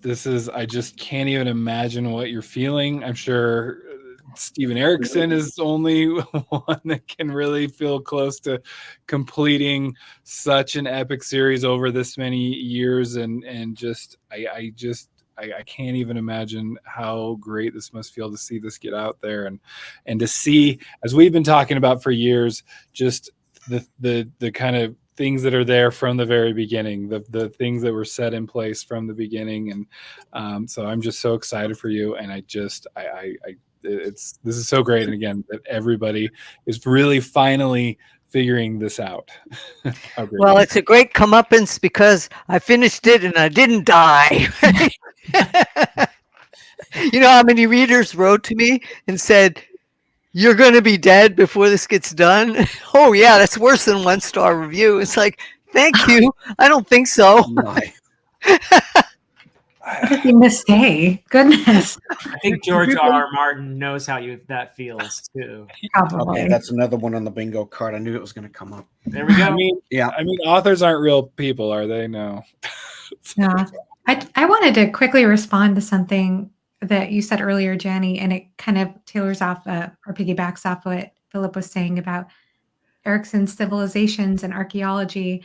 I just think that's neat that what you were saying about how world building starts with the world. Like, I take that to mean you mean the actual planet and the elements. And I think it's something that we've talked about in our discussions about Wars of Light and Shadow, is just how well everything is interconnected. The magic is interconnected with the world itself, the metaphysics, and then that affects the characters, and everything just seems so cohesive. There's a through line with all of these different elements, and there's so many.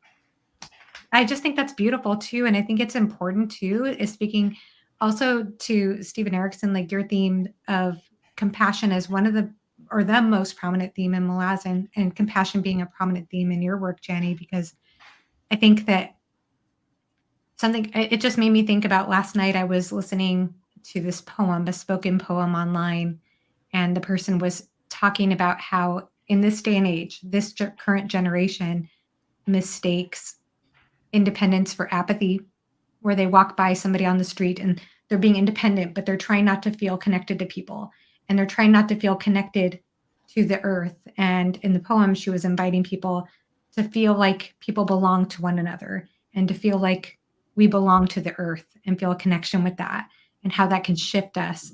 And so it just kind of, when you were talking about that, Janny, and Philip, when you were talking about that with ancient civilizations and history, it just all kind of came together in my head, how we think of these things as separate things, world building and environment and compassion, but I can't help but feel like there's got to be some kind of through line there.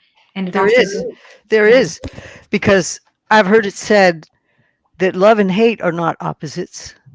They're closer together on the scale of emotion. They're closer together. The true opposite of both is apathy. Mm-hmm. And the horrifying thing of our times is, I know a lot of people who are working in environmental sciences, and they're completely mind blown, depressed. Some of them are even committing suicide because they're watching a train wreck and they're screaming at the top of their lungs. And is it apathy, or is it self-protection that makes people cover their eyes because they feel they're powerless? We're not, but people are taught to believe they're powerless, that the small thing that you can do. And it's like, how do you survive the pressures of what is going on in the bigger picture? And our way of doing it was, every time we saw something that diminished the environment, we made a small personal choice to do something differently. It's like the power company forced our city into a 30-year contract when the city wanted a 15-year contract. And my way was, I'm not running my dryer anymore. I'm going to hang my clothes out. And I've been doing that for 20 years. because the dryer's the biggest energy hog in the house. It's a tiny little thing, but it was the way that I kept my sanity. When I saw the pollinators dying, I put a beehive out there. I could care less what those bees do. I just keep them happy. We planted flowers. We did. So every time there was a decision made on the macro, we did a micro decision. Even it was spend $1 more in a different way every week. Because that was my way of keeping my sanity, saying I'm not going to be run over by this thing. And if one drop of water in the pond can make a difference, I'm going to put that drop of water in the pond. Beautiful. Yeah, I'm just gonna mention, going back to the question of what you prioritize, and how that relates to Janny, your answer, and what you were saying, Joanna. The interconnectedness is what you prioritize, right? That you're building a world, but nothing exists in vacuum. Everything is related to everything else, and once that has to be sort of recognized, acknowledged, then there is an implicit responsibility for everything within there because it's related to everything else, right? You can't mess up one thing without having a knock-on effect all the way down and all the way across. And so I think when you create a world and you do world building that invokes that kind of interconnectedness, the responsibilities are implicit, and implicit in responsibilities is compassion.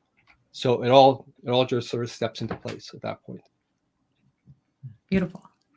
And I think that level of interconnectedness, where you can see the points of connection between things and how they are mutually supportive, that makes settings, because we're talking about world building, creating setting, but that makes the setting feel more authentic.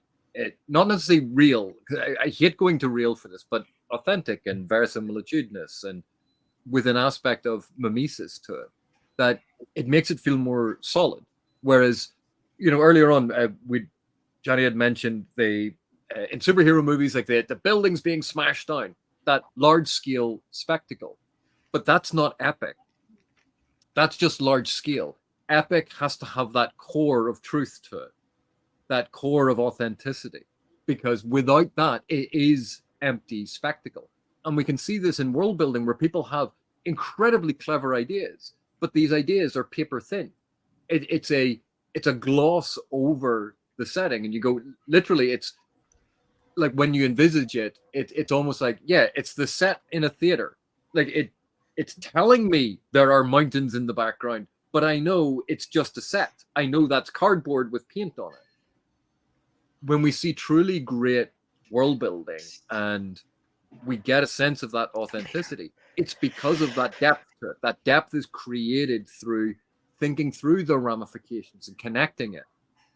If you change the day-night cycle, how does that affect how people live? Because you don't just go, oh, well, it's just the same. Because the day-night cycle is so integral to how we set up our societies. It's things like that. And when authors like Janny WURTS and Stephen Erickson pay attention to those things, that's when we read it, even if it's the tiniest detail, it seems to be a throwaway line. It's those things that communicate this reality to us, that make us believe in this reality, that help us with our suspension of disbelief and create that authenticity. So that would just be how I would comment on this. You have a theater set until consciousness gives it meaning. And the interaction between consciousness expands that meaning. Otherwise, it's just a spectacle and it's empty. So if you ignore the individual reaction and the individual interaction, you have nothing. If that isn't acknowledged, if that isn't played upon, if we're not looking through that lens, because that's what gives it meaning. And it's our readers' sense, as it's the sense of suspension of disbelief and playing with our audience's imaginations that really helps a lot of those elements come to life. You mentioned a play, and what I was thinking of, and it might be a kind of a silly example, but if you go back and you watch a lot of like the old Batman show from the 70s, a lot of their sets, especially for like when they're going into like the villain's lairs, a lot of them was just a sound stage with a black cloth put a product. But what was there? Batman was there. The villain was there. The evil machine that they were trying to stop was there, and a few props scattered about. You didn't notice the black background because your imagination was focused on the elements that were put there in front of you. And that's something I learned from Sarah Douglas, was that your readers have very active imaginations, and figuring out how to get their imagination to work for you is one of the best tools that you can have as an author, because then they're doing most of the work. You're just bringing out that evocative imagery in their imaginations, and you're making them do your work for you almost. But I want to say we're going to have to go ahead and call the stream about here. I could go on with you guys for a long time, and believe me, AP was bringing up superhero stories. I'm like, oh no, I can't start in on the super, because that would be a great conversation to have, but that's a whole other conversation on a whole another stream. But I want to go and thank everybody here: Blaze, Bryce, Joanna, AP, Mr. P.L. Stewart, Mr. Philip Chase, Mr. Steven Erickson, and Miss Janny Wirtz, especially, for all being here this evening, contribute to this conversation. And congratulations to Miss Janny for finally bringing out, the finale of your work, an accomplishment that any author should be proud of. Thank you all for being here and making today special, because otherwise it would have been just Don and I doing our usual work around the house, and we couldn't have that. So thank you, John, for stepping up and hosting this. Thank you all for being here. It's been a fabulous evening, and we did indeed get some of those ICFA vibes that we get in the pool bar after dark. So my heart goes out to all of you. Everyone, you're important to me, and I appreciate you being here. Congratulations, Jen. Congratulations, Janny. Thank you. We're so Thank proud you, of John. you. Thank So you. happy for you. Thank Thank you. you, John, for having us. Thanks for making our lives better. Until next time, guys, thank you for all being here this evening, and